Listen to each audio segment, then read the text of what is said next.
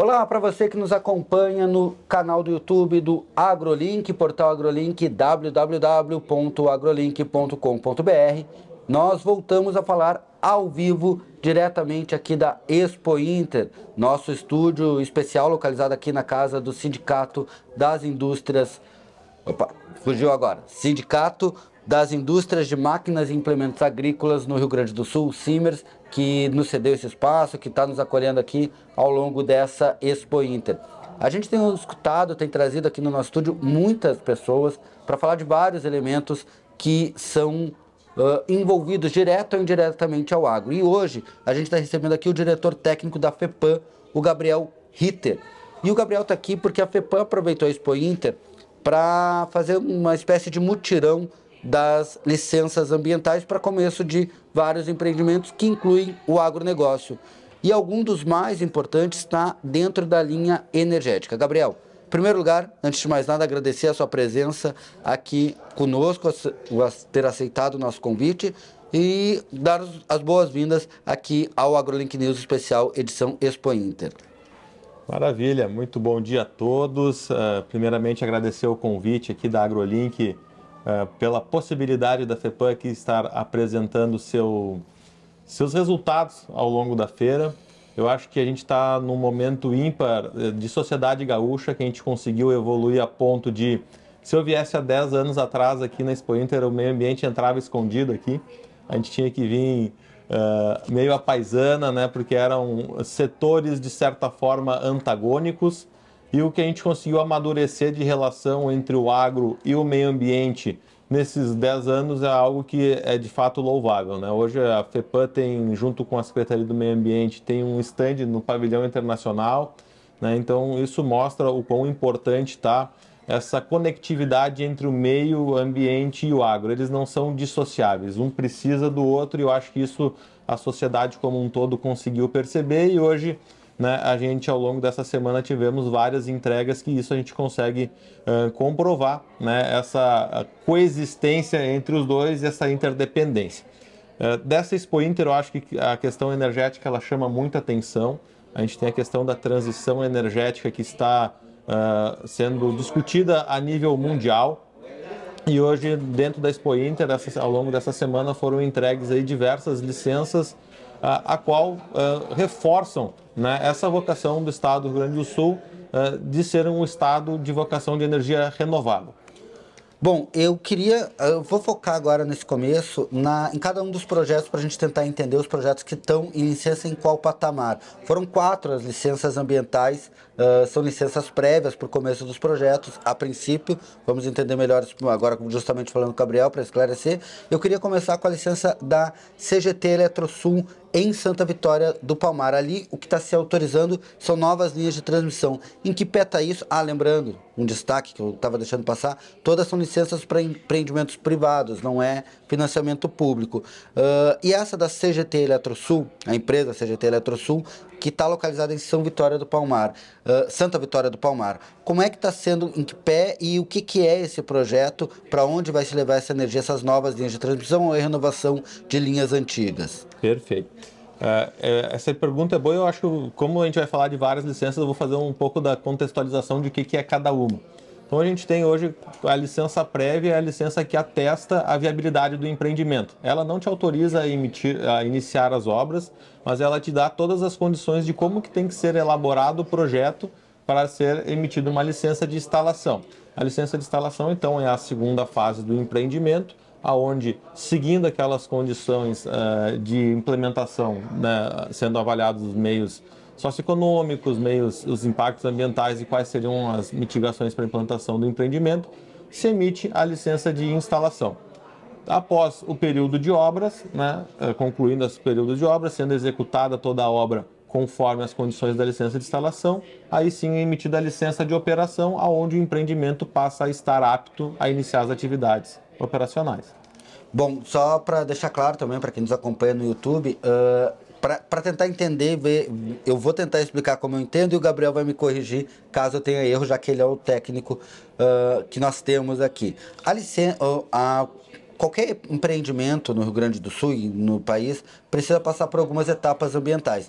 A primeira, essa licença prévia, é a que permite o local escolhido receber um projeto. Depois tu tem que aprovar o projeto de construção ou de elaboração, enfim, seja linha de transmissão, da obra em si que tem que ser feito. E a última etapa, e aí entra o papel da FEPAM, que é acompanhar se o projeto está seguindo exatamente aquilo, a obra já efetivamente está seguindo aquilo que foi projetado. E aí, para receber as próximas licenças. É mais ou menos esse o processo, né?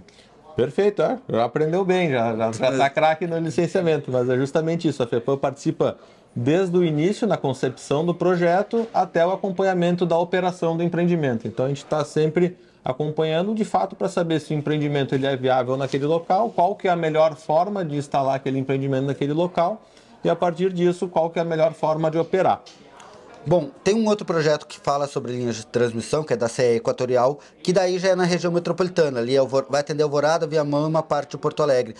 E aí eu queria entender, já que a gente está falando de 2 projetos de linhas de transmissão, eu queria entender melhor como é que esses projetos vão atender a população, onde eles vão chegar e o que eles estão prevendo para esse momento, quais são os prazos, enfim. Como é que está isso para a gente melhorar a nossa malha elétrica aqui no estado, né?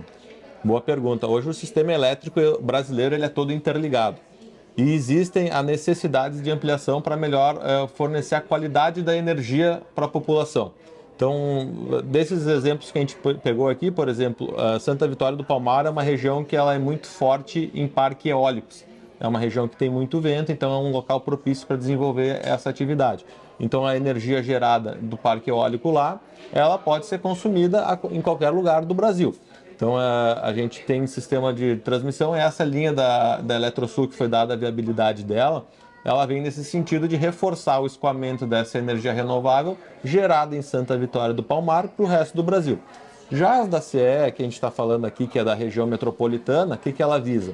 Primeiro é fornecer uma energia mais firme e de qualidade para o distrito industrial de Alvorada, né, que são empresas, tem fundições se instalando ali, uma fundição se instalando no distrito industrial, e essa empresa ela necessitava de um aporte maior de energia. Então essa linha ela vem para suprir não só essa, porque ela já foi pensada numa expansão do distrito, então empresas que vão se instalar no distrito já têm uma energia de qualidade a ser fornecida para a planta industrial. Bom, e aí, você falou em energia eólica, e aí eu quero aproveitar justamente para a gente falar sobre os outros 2 projetos que já são um pouco diferentes, que é o Parque Eólico Pampeiro, que está sendo instalado em Santana do Livramento, me foge aqui o nome da empresa, e também a gente tem uma hidrelétrica instalada no Rio Frade, entre as cidades de Esmeralda e Vacaria. Esses projetos, que são também de outras empresas privadas, há uma previsão, eles já são mais robustos do que linhas de transmissão, já são um pouco mais trabalhosos, digamos assim. Como é que está esses processos? Vamos lá. O Rio Grande do Sul ele é abençoado na questão das energias renováveis, não é? Então a gente tem um potencial muito grande em todas elas.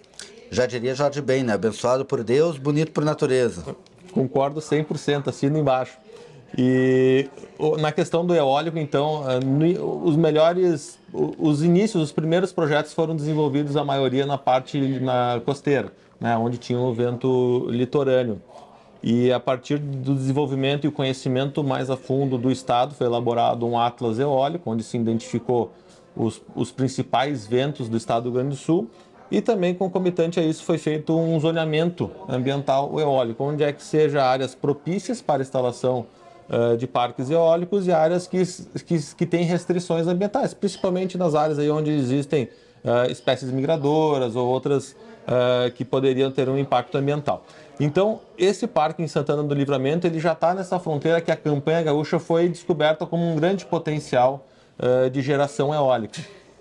Até demorou, né? Porque quem conhece a fronteira, a parte pampeana do Rio Grande do Sul, sabe que tem muito vento. Osório eu morei em Osório, tinha muito vento, mas também já conheço bem a região do Pampa, que é uma região a se explorar também nessa questão eólica, né? Perfeito. E além disso, a gente, claro, para desenvolver um projeto existe diversas medições de ventos. Então, existe um tempo de maturação dos projetos, não é? Então, até que seja certificado a velocidade média e a altura, porque também a tecnologia vai avançando, as torres vão ficando maiores, vão gerando mais energia. Então, são projetos muito bem estruturados, né? São projetos, como já foi falado aqui, tudo da iniciativa privada, então são aportes de recurso muito importantes para o estado do Rio Grande do Sul. E é importante ressaltar o trabalho que diferencia hoje o Rio Grande do Sul dos demais estados do país, que a gente tem malha de transmissão disponível. Então, se a gente for pegar hoje grandes parques eólicos em operação no nordeste do país, não tem mais malha de rede de transmissão para escoar essa energia. E o estado do Rio Grande do Sul tem ociosidade nas suas linhas, então a gente tem hoje um caminho preparado para esses empreendimentos serem viabilizados e iniciarem as atividades. Isso falando especificamente do eólico. A questão das hidrelétricas, que também foram emitidas aqui, tanto licenças prévias e de instalação unificada, foi emitida uma licença de instalação e também uma licença de operação para hidrelétricas, a gente tem um potencial hídrico muito grande. Então o estado do Rio Grande do Sul também pulou na frente, um momento que mapeou rios que teriam condições de serem barrados para fazer hidrelétricas e rios que é importante mantê-los livres de barramento, pensando na ictiofauna, ali na questão dos peixes. Então hoje já tem esse mapeamento que dá segurança para a emissão dessas licenças, né, todo o conforto para empreender no estado do Rio Grande do Sul e o analista também poder concluir a análise e a viabilidade do empreendimento. Então essas licenças de hidrelétrica, elas compõem também, proporcionam aumento da energia no campo, não é? A gente tem aí uma necessidade de cada vez maior de energia firme no campo e ela tem um espectro diferente, né? O eólico são 440 megawatts, aqui a gente está falando de hidrelétricas de 3 megas, 1 mega, são outro nível de investimento. Bom, e a gente está vendo aí uma tentativa aparente do governo também, dessas liberações, mesmo sendo aportes privados, de uma diversificação da matriz energética. Lembrando que lá, entre os anos de 2001, entre julho de 2001 e fevereiro de 2002, mais ou menos, o Brasil passou por um apagão, todo o país passando por um apagão, e o Rio Grande do Sul naquele momento se viu livre. Foi o único estado onde não se precisou tomar uma série de medidas que em outros estados foi necessário. Por que essa aposta em diversificação é importante para um estado, para que nós tenhamos... Como é que ela nos traz uma segurança elétrica, no caso, uma segurança de energia? A diversificação ela é muito importante, porque a pior energia é que não se tem. Eu parafraseando um colega de governo, o diretor de energia, o Rodrigo. Quanto mais diversificado for, mais seguro vai ser o fornecimento da energia. E nós temos que sim aproveitar todas as nossas possibilidades. Isso é importante, a tua pergunta é muito importante, porque dentro desse rol de licenças que foram entregues aqui dentro da Expo Inter, a gente tem licenças que são para plantas de biogás, né? Então, outrora eram rejeitos, né? Era um problema ambiental, era um possível impacto ambiental, os rejeitos de determinada operação, e hoje isso é um insumo para geração de energia. Então, tendo essa geração de energia de diversas formas, seja ela a nível de energia elétrica, ou seja, por exemplo, tendo um biogás, que esse biogás pode ser aproveitado aí, ou também substituído aí na questão da geração do metano, tem as redes de gás, né? Tudo isso pode ser aproveitado energeticamente dentro do estado do Rio Grande do Sul. E o biogás aí a gente já está conversando mais ainda diretamente com o agronegócio, porque é um setor que tem procurado e tem desenvolvido tecnologias, que é o setor da suinocultura, né, que tem trabalhado cada vez mais para recuperação dos rejeitos do biogás. A gente está nessas licenças autorizadas. Eu gostaria que você detalhasse um pouco esses projetos, o que a gente tem em avanço nesses projetos de biogás aqui no Rio Grande do Sul. Muito boa pergunta. Eu acho que essa exemplifica bem o desenvolvimento do setor rural e a conectividade com o meio ambiente. A gente tem regiões do estado que, se mantido o mesmo tipo de tratamento para os dejetos, ela acaba inviabilizando o crescimento. Por exemplo, os suínos, é bem certeira essa pergunta. Tem regiões que não têm mais capacidade de expandir. Por quê? Porque hoje se utiliza o excremento ali, o que sobra da produção, se fermenta e se transforma, obviamente, em adubo e é aplicado na terra. E falta terra para tamanha geração, né? Então, a partir da geração de biogás, a gente tem, além de uma matriz renovável, uma matriz aí de gás, um combustível que pode ser aproveitado, a gente também proporciona o aumento da nossa capacidade de criação de suínos. Então, o que outrora era problema ambiental, hoje, né, de fato, é um insumo e proporciona aí o crescimento dessa matriz da proteína, que também é tão importante para nós. E aí a gente acaba, o agro alimenta a cidade dá a possibilidade do agronegócio se expandir, e aí a gente tem uma nova área em crescimento. Hoje, o Rio Grande do Sul já é um dos principais produtores de carne suína, ainda perde um pouco para o Paraná. Mas, Gabriel, eu gostaria de ver com você também como é que a gente projeta o futuro em termos de distribuição dessa energia. Porque a gente está falando muito do agro e a gente ainda tem no Rio Grande do Sul bolsões, lugares onde a energia chega de forma mais difícil e que esses projetos podem atender, especialmente regiões mais afastadas, justamente onde está concentrada a produção rural? Sim, essa pergunta ela também é importante no contexto da Expo Inter. Aqui na Expo Inter, a secretária Marjorie ela lançou, junto com o governador Eduardo Leite, a 5ª fase da energia forte no campo. Então, a energia forte no campo, então, o Estado dá uma contrapartida, né, um incentivo para as cooperativas, e as cooperativas fazem aquela transformação daquela rede que por hora era monofásica para ser uma rede trifásica, né, substituição de equipamentos em subestações, que dá para dar mais segurança e energia. Então, por que isso é importante? Porque o Estado do Rio Grande do Sul ele tem, a gente tem falta de água em determinados momentos e excesso de água em outros determinados momentos, ou seja, num balanço não falta. O que a gente falta hoje é condições de armazenar essa água. Então foi feita toda uma política para conseguir fazer irrigação dentro do estado do Rio Grande do Sul. Isso eu já antecipo para vocês que antigamente se dizia não dá para fazer irrigação por causa da FEPAM. Muito pelo contrário, a FEPAM participou, né, da elaboração dessas normativas. A gente está preparado com um corpo técnico qualificado para fazer essas licenças. E com base, tendo irrigação, obviamente tu tem um aumento de consumo de energia. Então todo esse sistema ele está preparado para ir sendo trocado a rede ou ampliada a rede para chegar a energia lá na propriedade, seja para um pivô de irrigação, seja para uma bomba para retirada da água, ou também seja para outras atividades do rural, que é importante, né? Seja ali uma câmara de resfriamento para quem trabalha com leite ou qualquer outro tipo de equipamento numa agroindústria. Bom, e já que a gente falou aí justamente sobre a questão da Expo Inter, eu quero, já encaminhando para o final, falar sobre isso, Expo Inter. A FEPAM teve uma participação, talvez nesse ano, muito destacada aqui na Expo Inter. Foram vários anúncios, a gente focou aqui nas licenças ambientais distribuídas para o setor energético, que atinge todo mundo, mas também tem muitas empresas que também tiveram, inclusive empresas ligadas ao agronegócio, que tiveram suas autorizações, suas licenças prévias dentro daquele processo que a gente falou no início do programa. Aí eu queria ver com você, como é que vocês avaliam a participação da FEPAM nessa Expo Inter, como é que vocês avaliam os resultados dessa Expo Inter justamente para uma entidade como a FEPAM, que é uma entidade que por vezes se divide a imagem, né? Tem muita gente que defende tudo que a FEPAM faz e tem gente que às vezes acha que a FEPAM é um problema, especialmente às vezes em setores produtivos. Como é que vocês veem os resultados em relação a apresentar melhor o trabalho da FEPAM aqui durante a Expo Inter? Muito boa pergunta. Eu acho que bom, vamos lá. A FEPAM, toda licença, ela desagrada e agrada parte da sociedade. Isso é o nosso métier, todo dia acontece isso. Então a gente está sempre muito preparado.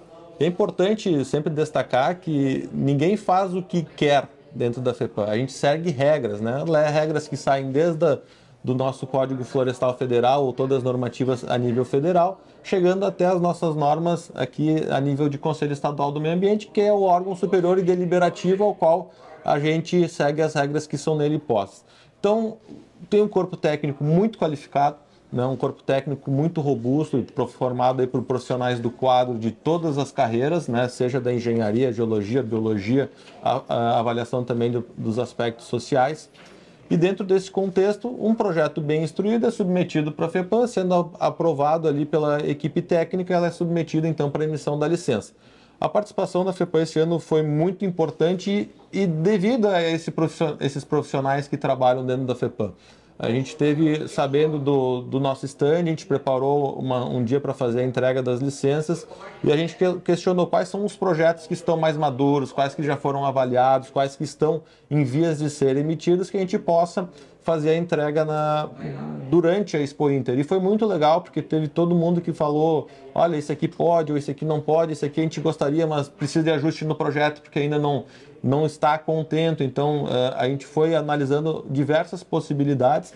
E foi legal, porque toda a FEPAM, desde da sede aqui ou das regionais, tiveram a sua participação e proporcionaram ter essa entrega de praticamente 4 bilhões de reais em investimento, que vem de dinheiro novo, de dinheiro de fora, não é dinheiro assim da iniciativa privada, desenvolvendo o nosso estado com todo o respeito ao meio ambiente, com licenças firmes, bem emitidas, com uma análise técnica criteriosa, e que hoje nos proporciona estar tendo essa participação que nosso saldo aqui a gente avalia que foi muito positivo. Tá certo, então esse é o Gabriel Ritter, o diretor técnico da FEPAM, que nos atendeu aqui mais uma vez muito gentilmente, veio até o nosso estúdio aqui na Casa dos Simers. Gabriel, quero te agradecer a presença, desejar um bom trabalho, um bom restante de Expo Inter. A gente está na sexta-feira, temos ainda toda sexta-feira pela frente, mais sábado e domingo, numa Expo Inter que já vem se destacando pelos recordes, e a FEPAM, logicamente, faz parte dessa história também, né?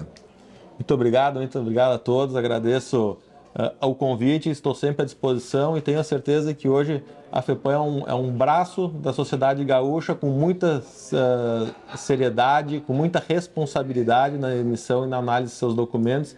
Tenho certeza que quando há um licenciamento emitido pela FEPAM, uma licença bem dada em prol da sociedade gaúcha. Muito obrigado. Obrigado mais uma vez. Esse então Gabriel Ritter. Lembrando, a gente está aqui direto da Casa dos Simers também com o apoio da E21, a nossa parceira. Ontem a gente recebeu eles aqui no estúdio para conversar um pouco com a gente sobre comunicação no agronegócio. E lembrando sempre a equipe que está presente aqui na Expo Inter para fazer esse programa, não só esse programa, mas toda a nossa cobertura acontecer. A gente tem a Aline Merladete, que é a nossa repórter, temos também o Márcio Godoy, que é o nosso repórter cinematográfico, é o nosso...